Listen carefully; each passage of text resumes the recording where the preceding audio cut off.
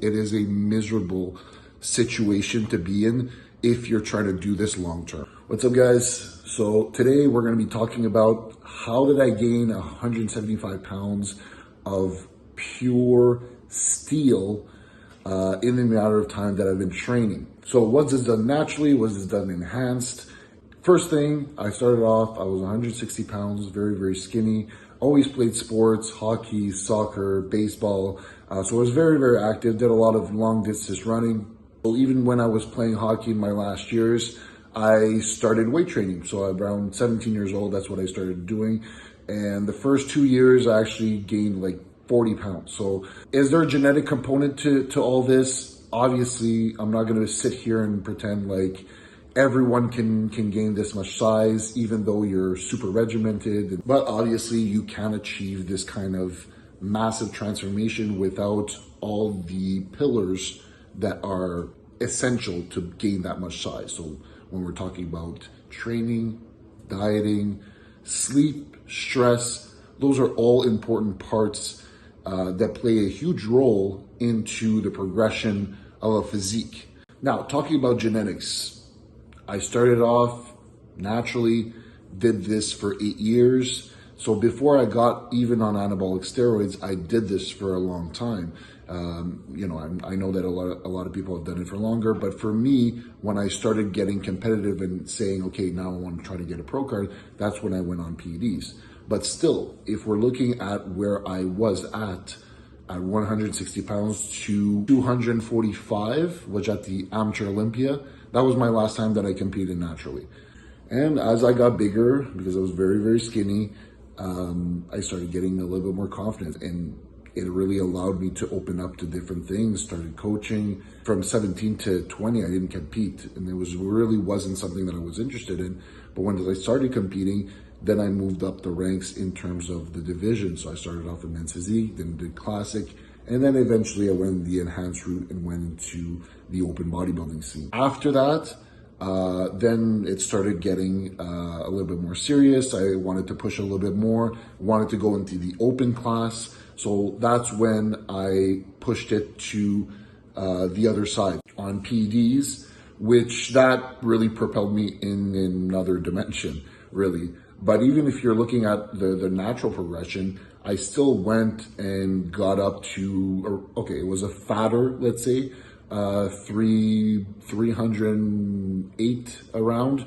That was my top weight in terms of natural, but I was a lot fatter at that point. Now I'm holding on to a 335, but very lean for an off season. So now, what is the best strategy to build as much muscle as possible? Because obviously I've done it at a very high level. What's the secret? I've done them all. I've tried it. I've done the big, dirty off seasons where you're eating a ton of food, just trying to pack on, not worrying about the body fat, just packing on as much food as possible, really affecting a lot of the digestion. I'm not going to sit here and say that those weren't beneficial though.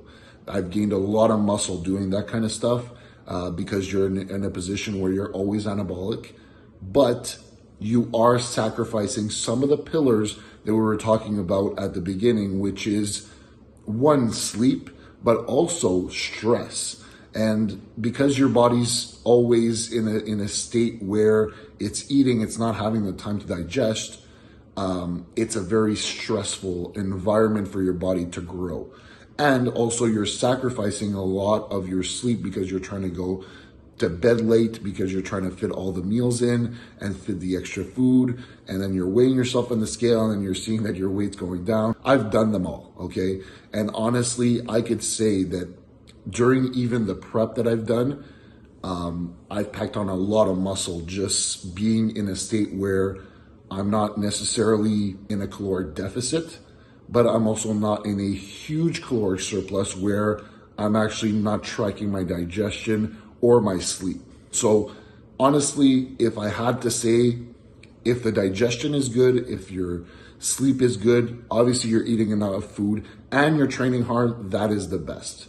Don't try to pack on as much body fat or as much weight as possible. I've done it. It does work. I'm not saying it doesn't work, but it is a miserable situation to be in if you're trying to do this long term. And these things are even more important when you're natural. When you're enhanced, you can kind of get away with certain things to build somewhat good gains. But again, it applies on both sides because you'll just gain more muscle even if you're enhanced. So it's just that when you're natural, you can't really allow yourself to have these kinds of sacrifices in terms of what we're talking about. So we want to make sure that everything's on point so that you gain the most muscle as possible. And like I said, it's all about consistency. How consistently can you do this year after year? I've been doing this for now, like that 175 pounds have been done on almost 11 years. So that's an average of around 15 pounds of muscle a year. There's been years that I've done more, some less, but overall, that's kind of the average in which I gain that type of muscle. So it's about being consistent. I can honestly say that I've been probably 90% in those 11 years, very regimented. All in all, consistency is where it got me. And I would like to give you a different answer, but that's really the case. And genetics do play a big role in it. I'm not necessarily the most genetically gifted in terms of building round muscle bellies and stuff like that, but I can say that packing on size is something that I am genetically gifted for. All you can do overall is play with your strength. So if you're not gifted to build a ton of muscle, but you have very aesthetic, nice muscle bellies, stuff like that, then play with those strengths. Don't try to push the weight like crazy because that will not fit what you are gifted for, if you are gifted at all, because some people are just not gifted. But that's still, when you're in the gym, and this is how I started. I didn't start in saying, okay, I want to try to turn pro. I just loved the gym. I just loved training. I loved dieting. I loved to see the progress happening. So if you're doing this and you're already expecting, okay, do I have the genetics? Because this is something I get asked all the time. Do I have the genetics to turn pro? Do I have the genetics to do bodybuilding? If you look at pictures of me at 160 pounds at 17 years old, you wouldn't think, okay, this guy for sure is going to turn pro in an open bodybuilding show. It's not something that you would have thought of. But unless you try or unless you love this sport, then you won't see exactly what you're capable of. And this is really the main takeaway. Do what you love to do. If you don't love the gym, if you don't love training, then do something else. It's not going to get you to your ultimate goal if you're not a little bit obsessed with this.